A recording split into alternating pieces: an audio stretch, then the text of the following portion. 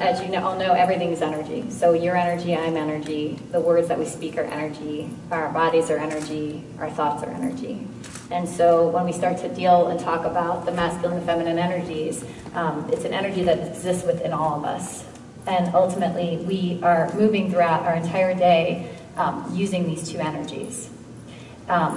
Awareness is the first key in anything. Consciousness, awareness, becoming aware of the energies that are around us and within us. And so that's what I want to talk about today, in the sense of where we get to understand and see how they play out on our mats throughout our lives. I also love this topic because it is one that I feel that I will never learn all information on, like so many other things.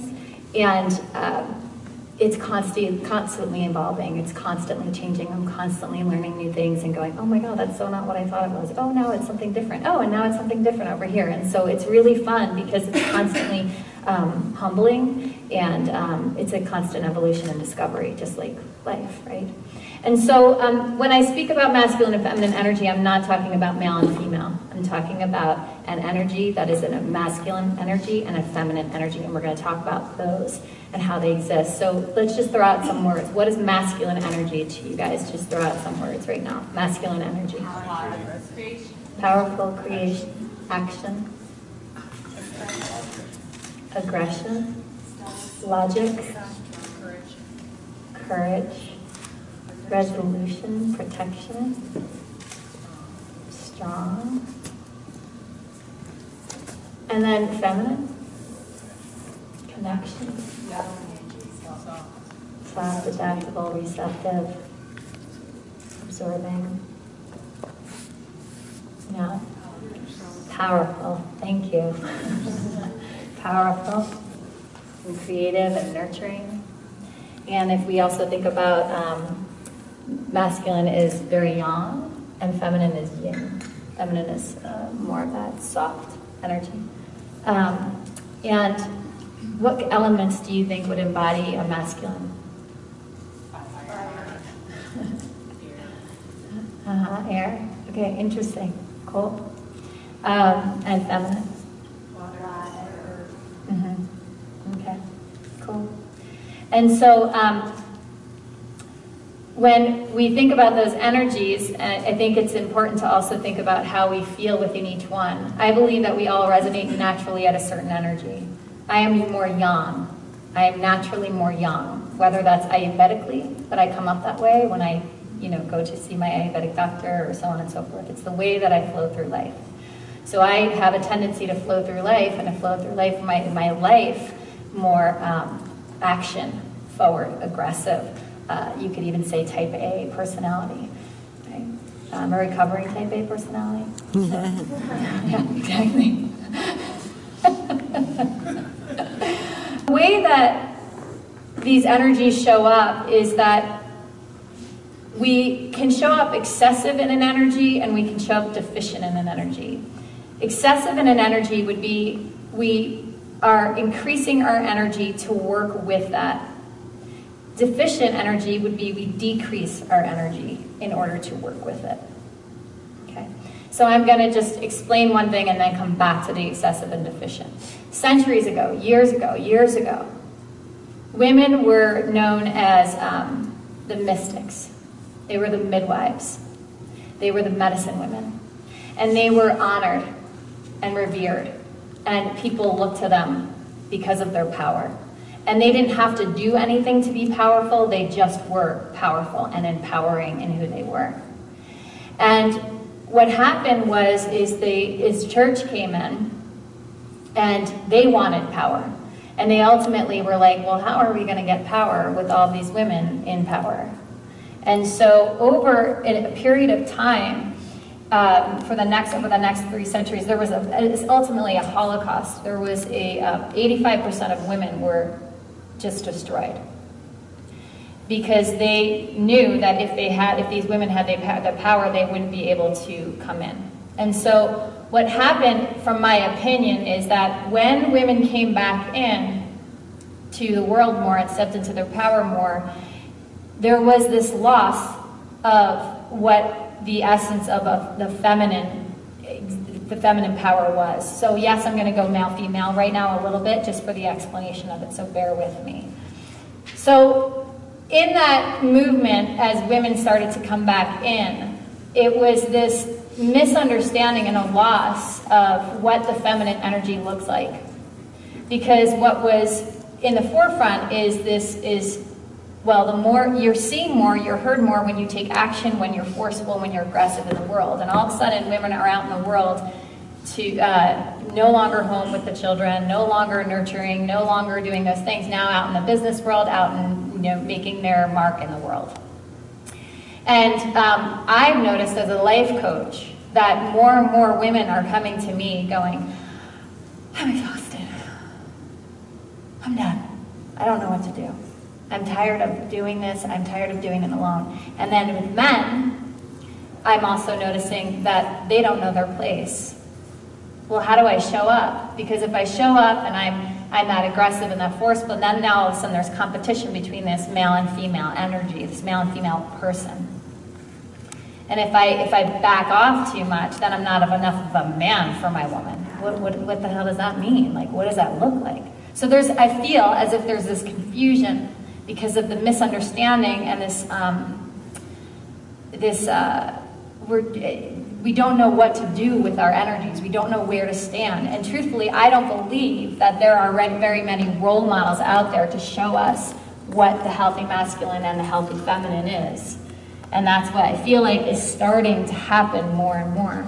And so one of the things that I mentioned in my talk the other day, for those of you that were not there, is that we have recently, about almost 2 years ago, entered into the Aquarian age. The Piscean age for close to 30,000 years was a time of more of the third chakra, the power. Third chakra is fire. That's the element there. It's about power. It's about me. It's about I have to do this on my own. I need to do it, and I need to take action and move forward. It's also very much about I have to look outside of myself for the answers. As we moved into this Aquarian age, think about it like we move more into the heart. There's this more space. It's more of this feminine quality to it. And in that, it's more of a connection. It's about bringing people together. It's about, I don't have to do it on my own anymore. I don't have to be alone. I can be soft. I can receive. Heart chakra. This is an entry point into the heart chakra is the hand. I can receive, right? Where before it was, I need to do it on my own. And so it's also this start of this acceptance of this, that the answers are already inside of me. But in order to do that, we need to create the space. And so with those things is that we start to look at, as we move into this more heart space connecting feminine quality as a culture, as a world, what does that really look like? And so now going back to excessive and deficient. So a way that a masculine would show up in excessive, remember when we increase our energy to work with something, is that it's this kind of like forceful, type A, pushing, forcing energy. Can you all understand that and relate to that in some level of your life where you've seen it in yourself or somebody? Okay. Then the feminine, the masculine and deficient would be kind of no backbone.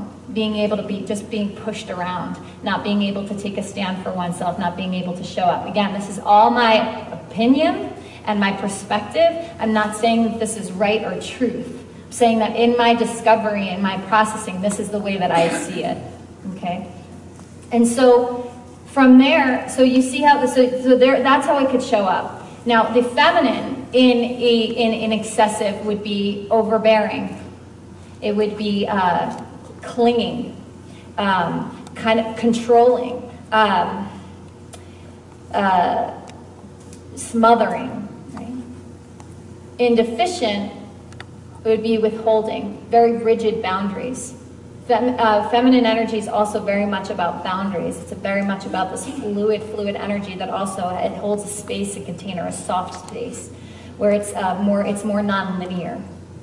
And so So what we get to do in this information is we start to see how this is a dance in our lives, how this shows up and we flow in and out in our lives.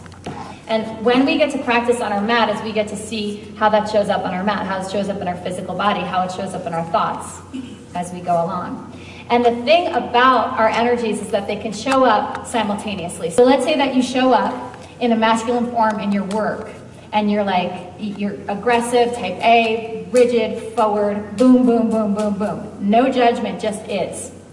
Within relationships, kind of just like let things kind of flow, let things kind of go, can't really entirely commit, can't really take action, make plans. So can you see that even within relationship? Like let's say you're in a relationship with somebody and they're like totally aggressive and they're doers in their career, and then when it comes to the relationship, you're like, can you maybe make plans once in a while? Can you maybe do something without me asking you once in a while? Okay. Let's say in the feminine quality, and you can also bring this to male, female, sure, whatever's going on in your mind, just trust it. You're getting the information that you need right now. Is that, let's say that you're really nurturing, really like somebody that is just there, always giving your heart, extending yourself, really out there for people, putting everybody else first. And when it comes to self, it's more of this kind of rigid and structured, really about your exercise, about what you put into your body, about what you do. Everything is very done like that. It's very clear and cut, and you know what you're doing, and it's almost forced.